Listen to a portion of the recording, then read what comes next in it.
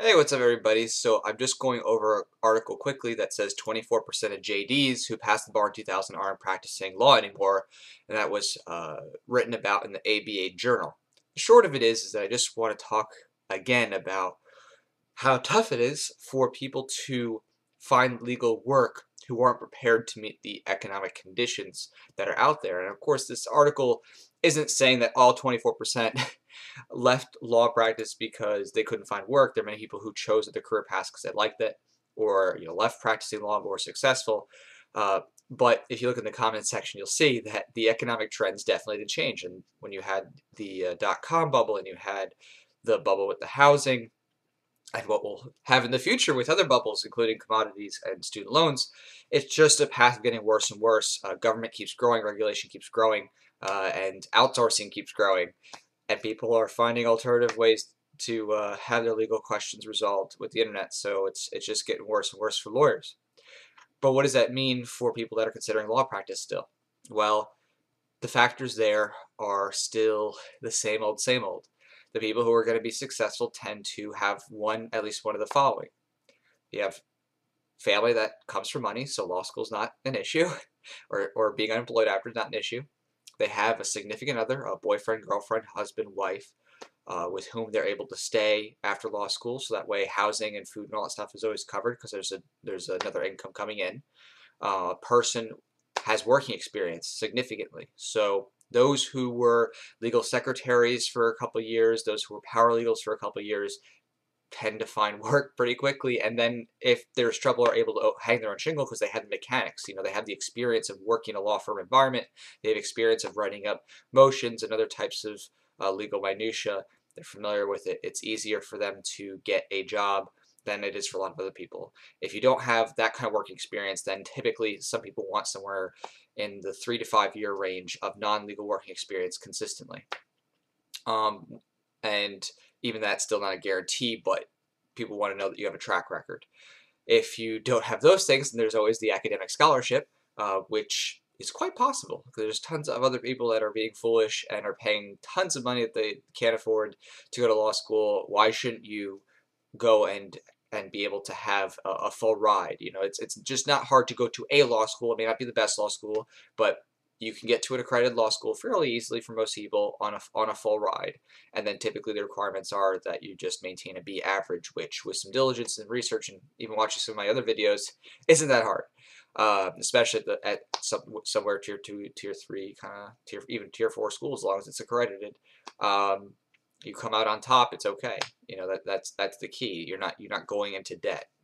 Prospects may still suck, but the question is are you going to a situation that you can't afford where your life's going to be miserable? And that's what you really want to avoid. Now, what happens for other people in terms of connections and networking when it comes to practicality of getting a job? And I'll tell you this, there really is a sense of nepotism and a sense of having a who you know when it comes to employment more than ever. People are just not wanting to take the risks with someone they don't know. They don't want to have someone flake out. There's a lot more people who are leaving a job after 1 to 2 years and just hopping. So people want to hire who they know, and it really sucks. And in some cases, when it's not a family member, it's not a close friend, then there is another layer, and this is going to make some people unhappy, but I've seen it happen too many times at this point in my life and knowing people in law of many different schools, and that is that you have to have a belief set or have written about something that is passionate in some way. In other words, let's just say you're a devout Protestant or a devout Catholic, and you're open about that. You are much more likely to get a job from people who run law firms that are themselves, Catholic or Protestant, or even maybe, a Hebrew, Muslim, whatever. If you are devout, and that is, something you wear almost under your sleeve, not necessarily pushing someone's face, but rather, it's very open to them because it's a type of commonality that people see as being trustworthy. In other words, it doesn't mean that you're automatically trustworthy, but there is a big thing to be said about people that have either religious belief, or maybe they've written about a certain issue. Like maybe someone was really into human trafficking and they wrote a paper on it, and they list that in their resume, and the person who they're applying for does a lot of immigration and alien work and they see this paper and like, oh wow, like that's a passion of mine.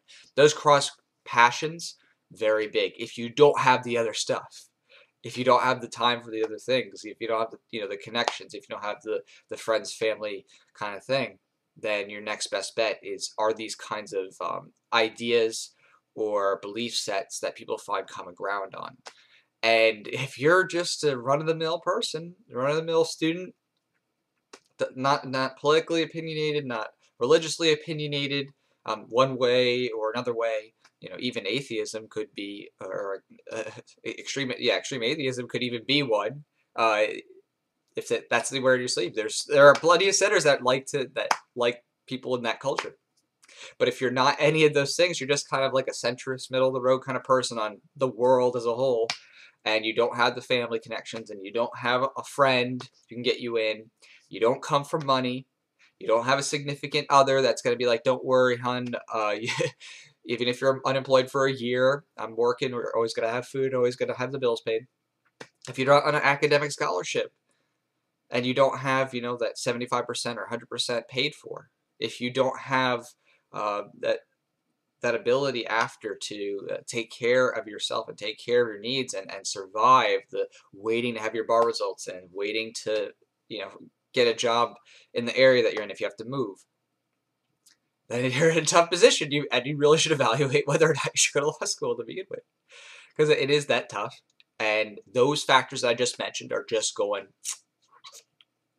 And when I say up, I'm talking about the scrutiny, the level of pressure toward those elements of needing those to do well and survive is just skyrocketing that way. So this law journal is definitely worth reading, but not so much for the article, but for the comments, because it's really fun to read these corroborations. You see people are saying, yeah, I was a paralegal for 3 or 4 years, and if I didn't have those skills, I couldn't have made it out there. I couldn't have survived being laid off and hanging my own shingle. I mean, this is something that should be patently obvious when you just think about it, but a lot of people don't make those connections because they're so excited. It's like, oh, I graduated, I'm ready to do law school, I'm going to be a big lawyer, make all that money. And then, another little end critique dealing with the economics. Some people are like, oh, well, if you're so smart, you should have known that it was going to be bad. And, how did you not know that the legal market was going to go down and the money is going to go down? It's just like, okay, the things that happened with the economies of the world and America, there is an element that is predictable. To the extent that I can tell you that as long as government grows, economy is going to be going down, inflation is going to be coming up. That's obvious. But what is not always obvious is being able to predict all of the government programs that are going to be implemented. It's not always easy to see exactly what's going to happen when. There are ideas that we can longitudinally project. As far as tyranny is concerned, growth, smallest government always grows to be the largest. That's pretty true. But as to when certain things happen, for bubbles bursting, that can be a little bit harder. The bubbles you can see, but when they're actually going to burst is hard, because the government can do things to cross-inflate or flip around money to make things look like they're better for longer. That's how bubbles are run. Derivatives run the same way. It's a numbers game, and sometimes you're not always cognizant of what's going to happen as far as who's moving the money where to make it look like things are still okay. So that's hard. You know what I mean? And a lot of people go to law school like that great at math to begin with, and ain't that great at economics to begin with. So you're talking to the wrong crowd. Me, I saw the economic prospects. I didn't know that going in, but what I didn't realize, and this is exactly those things, was just how much connectedness meant as far as getting a job. I never realized how deep that went. The nepotism, this person. I mean, I had an internship my first year at one of the largest not-for-profits. I had a clerk, a certified legal internship, clerkship, public defenders. Great experience. Got people off. Argued for multiple judges. Did the DC experience thing. And then I've done little things privately too.